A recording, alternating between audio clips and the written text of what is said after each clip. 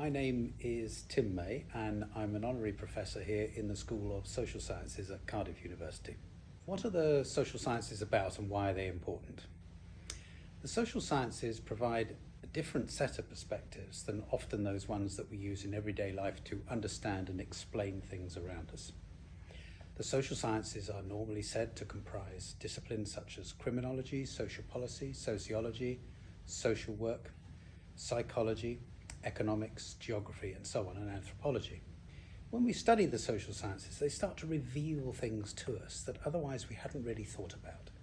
And that provides us with a perspective, a unique perspective on the world, and one which we can utilize in many different ways. So that is what they are, and why are they important to study?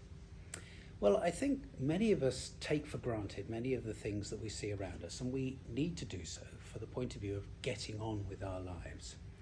But of course, our lives are configured and informed by different forces and circumstances in different ways. We all find ourselves in either circumstances which enable or constrain the choices that we make. And of course, the choices that we make themselves are part of the cultural, economic, political, social conditions that we inhabit.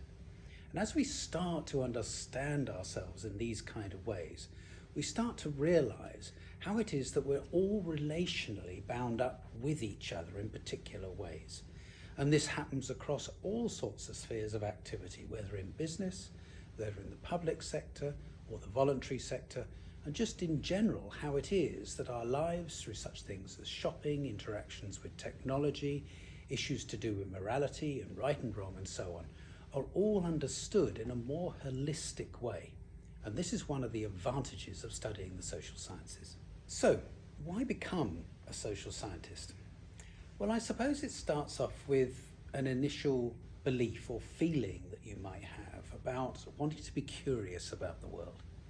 Curious about the things, your own circumstances, the way perhaps you've been brought up, the sort of social networks and the people that you spend your leisure time with and what you think of your leisure time.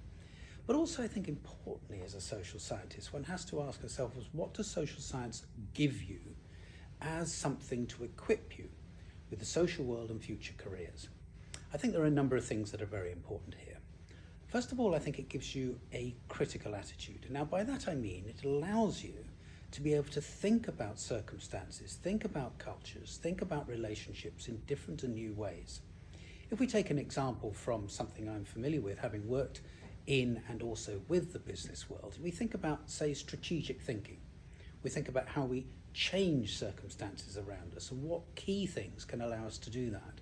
That kind of thinking is extremely important. That sort of thinking that we find in the social sciences informs that directly and enables people to understand better.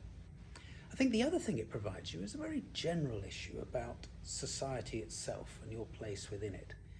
What are people's life chances? How are those configured in particular ways? What sort of societies do we wish to live in? What about the future of our societies and future generations as well?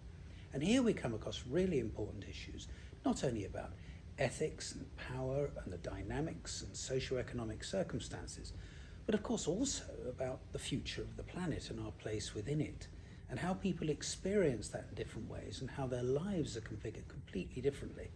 Because there is a variation between cultures, there's a variation between identities, and to understand that is extremely important, and understanding is fundamental to our way of getting on with each other. So why is interdisciplinary work important? I think it's almost as if the world doesn't itself conform to disciplines. Disciplines are particular ways of thinking, of frames of ways of seeing the world.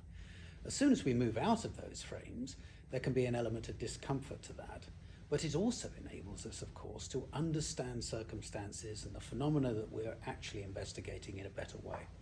Let me give you a very concrete example.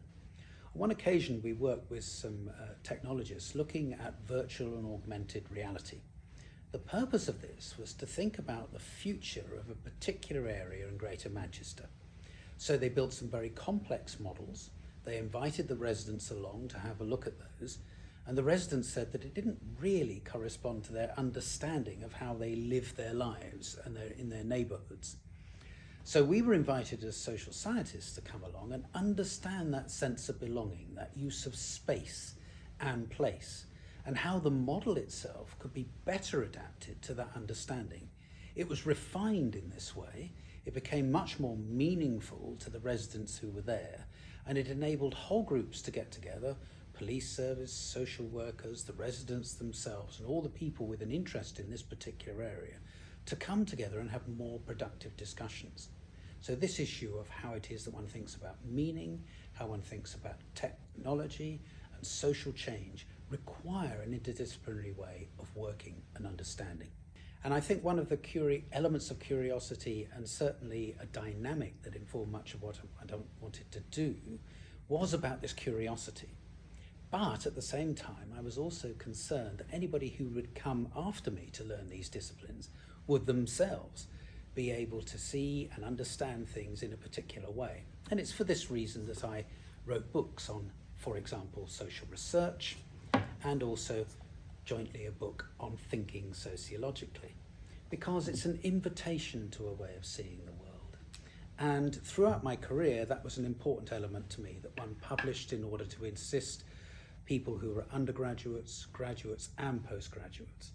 But at the same time, my career went from being a teacher to large undergraduate groups to running a research centre, where we had to generate £500,000 a year to keep the centre going. And we work with businesses, we work with the voluntary sector and public sector. And this takes social sciences out into the world. It's part, if you like, in my career, of what students do through work placements and the importance of work placements and understanding context. So much of my experiences over a course of 15 years of running this particular centre were these negotiations, were these sets of understandings. And importantly, for each of those different sectors, being able to demonstrate, and it being fed back to us, that social sciences were really important for how business conducted itself, how the public sector conducted itself, and also the voluntary sector.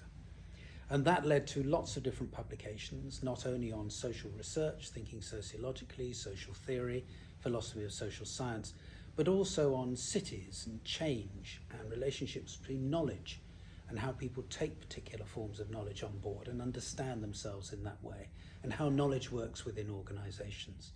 So in this way, I was able to get a very broad understanding of a lot of different dynamics and work across disciplines. So at the end of that, it just provided me with the set of experiences that I have now.